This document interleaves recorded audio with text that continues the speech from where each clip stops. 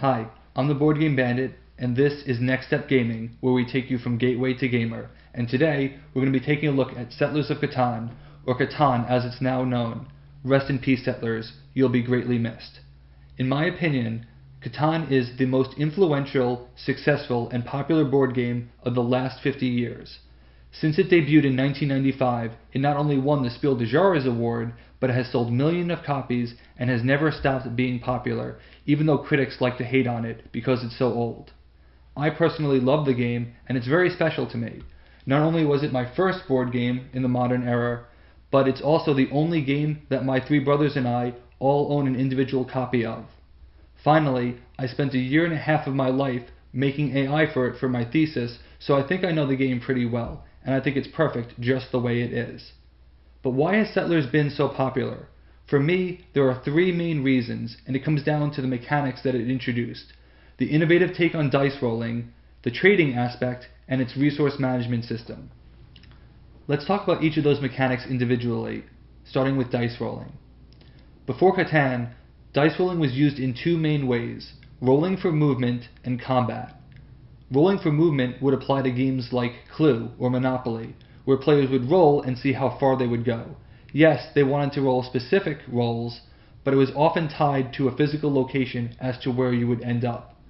In a combat system like Risk, you definitely wanted the higher numbers since it would help you defeat your opponent.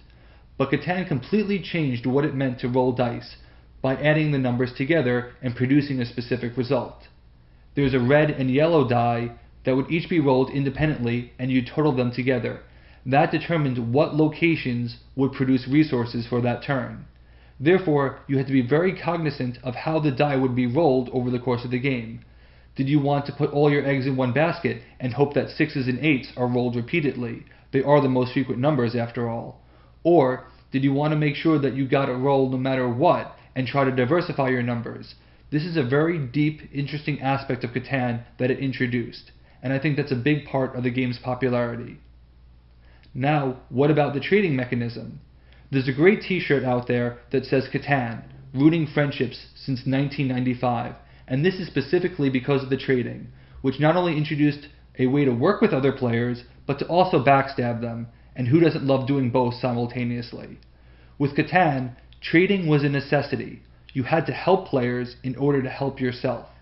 If you didn't trade with people, you could be starved of resources and be behind for the entire game. At the same time, you don't want to be the one who enables them for victory, so you had to balance that very carefully.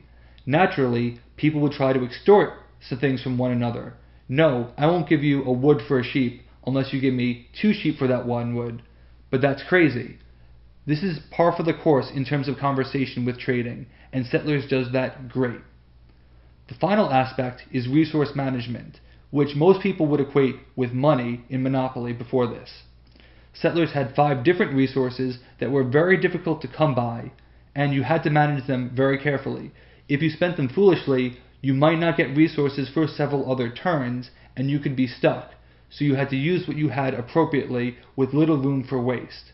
I think the resource management was key to Settlers because it made 5 different currencies that all had a different value, and it really combined well with the trading mechanism where not everything was evaluated the same way. In Monopoly, there was no such thing as an equal trade. I'll give you my green for your blue. Well, the greens are definitely better than the light blue, so that's not a fair trade. We're both getting a Monopoly, but they're completely different values of Monopoly. In Catan, however, since I had exactly what you needed and we were both getting the same end result, it lended itself very nicely, although that would change over the course of the game as certain resources became more scarce than others. For all of these reasons, Catan became very popular and has never stopped being popular. So how can we use these aspects of Catan in order to make better recommendations for the next step? The first game I would recommend after playing Catan is Machin Koro. Machin Koro is a 2 to 4 player game that takes roughly about 30 minutes, so it's going to be shorter than Catan. In Machin Koro, each player is building a tableau of various properties while trying to build a city. There are also 4 landmarks that will be built over the course of the game, and the first person to build all 4 landmarks will win, similar to the first 4 players to have 10 points in Settlers of Catan. So what makes Machin Koro very reminiscent of Catan is the dice rolling aspect. It uses the same roll, add the numbers together, and see what resources are going to be produced. In this case, it's actually simplified to all be coins, but the numbers will still spread out based on whether it's a 1 all the way through a 12, since you can only roll 1 dice. But the interesting twist that Machin Koro added to the Settlers mechanic is the 4 different types of cards that you have. First, you have blue cards, which will produce coins for everybody regardless of the player who rolled them. The second type are the green cards, which will only produce resources if you're the one who rolled the number. The red cards, the restaurants, are bad for the player who rolled them. If you own a red card and someone else rolls that number, you will be getting coins from them. So by purchasing a red card, you are slowing everybody else down if they are the ones who roll the number. Finally, you have the purple cards, which are very powerful and target all players. The interesting thing about Machin Koro is that you have to balance between purchasing cards to give you coins and actually using the coins to build the landmarks themselves. How do you know when to transition from buying to spending? That's where the game is, and I think Machin Koro has the same engine building mechanic that Settlers has. If you like the trading aspect of Catan, then a game that you'll definitely enjoy is Bonanza. This game is about planting beans, but don't let the theme fool you. It's very rich, and you will have a lot of fun playing it because you get to betray and backstab your friends in trading. In Bonanza, each player is planting up to 2 fields of beans, where the same type can go in the same field only. If you have a bean that you can't plant, you're forced to harvest one of your fields, which is the only way to get gold coins, but you may not be ready to harvest it, therefore you won't get anything for your hard work. Each player has a hand of cards, and very unique to Bonanza, you cannot rearrange the order of the cards in your hand. Every turn, you must plant the left card, and you have a choice as to whether or not to plant the second card. Planting cards is one of the only ways to get them out of your hand, since that's what goes into your field. Not all beans are created equal. Some of them pay out at a better distribution rate than others, so you have to be careful which ones you actually want to go for. The common beans may not pay out very much, but there's so many of them that you're bound to get a collection. However, if you're the one stuck with that and you're forced to plant it, you will try and have to give it away to someone, even if you have to make it worth their while. So do you go for the higher ones? Do you go for the ones that are more common? You want to make sure not to pigeonhole yourself into a particular type that no one is willing to give you.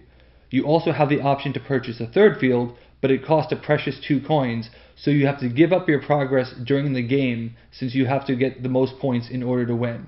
The game can run a little long, but the trading is what makes it interesting throughout the game, so if you like trading, definitely look at Bonanza. The final recommendation after playing Catan is a resource management game. Now there are many great resource management games that you can choose, but for me, one game stands out, and that's Stone Age. Stone Age is also a worker placement game, but the workers are key to what resources you're going to obtain. It also adds the concept of food, which is a really interesting resource because it has to be used every turn. You start with 5 workers, but you have the opportunity to gain more. The more workers means more locations you can go to collect resources, develop abilities, or other benefits, even scoring points. The problem is, every turn, you must spend 1 food, which is a resource, per worker that you have. So the more workers you have, the more food you need to collect, the more food that you need to spend. There are 4 other resources in Stone Age that vary in value, from the wood, which are the lowest value, to the gold, which is the rarest and the hardest to obtain. This is based on a die roll, and you will roll 1 die for each worker that you send to a location. Workers also provide the ability to block players, so if you remember the draft from Catan, Stone Age is like drafting every single turn, where you have the opportunity to not get starved from a resource. If you don't obtain it 1 turn, you can certainly send workers to obtain it the next. Like Catan, there are several viable paths to victory, and you must manage them carefully in Stone Age. One option is to purchase boats with resources, where each boat requires a certain number of resources, but it doesn't matter what type you use. However, if you spend 1 gold, which is harder to obtain than wood, you're obviously overpaying, but the boat may be valuable enough that makes it worthwhile. Another option is to go for huts, which may either take specific resources or any variable number of resources. Common huts may say, give me 3 different resources. Therefore, if you use wood, clay, and gold, that won't be as much points as using clay, stone, and gold. Depending on what you have, will enable you to go to different huts. And so you have to look and see what are the huts that are available and what resources do I need to spend. What resource spots are open that I could obtain, since I may not be able to purchase them on this turn. There's a lot of inter-turn management that needs to happen, and you have to decide, okay, when am I going to go for upgrades versus when am I actually going to go and purchase huts while they're available, since other players may take them away. At 60 to 90 minutes, Stone Age is roughly the same length as Catan, but it also supports 2 players, which Catan does not. Therefore, it's a bit more flexible for your gaming group. It also has roughly the same complexity on Board Game Geek as Catan, so you won't feel like one is heavier than the other. I've enjoyed this game a lot, but unfortunately, it's so popular that it tends to go out of print quickly when it gets reprinted. Fortunately, there's a very good iOS app that's available for under $10, and you can play against AI that is very good. There are 4 types of AI, so you'll get a little bit of a different experience since each one will favor something differently, so the game never feels stale.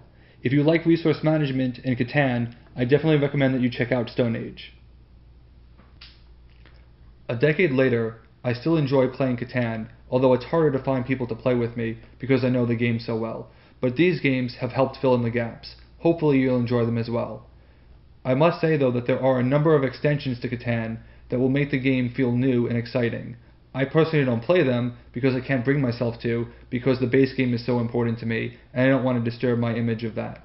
But you may enjoy them. So whether it's the expansions to Catan, any of these games that I've recommended, never stop trying to find that next game that you enjoy, and hopefully these recommendations will take you from gateway to gamer. I'm the Board Game Bandit, and this is Next Step Gaming.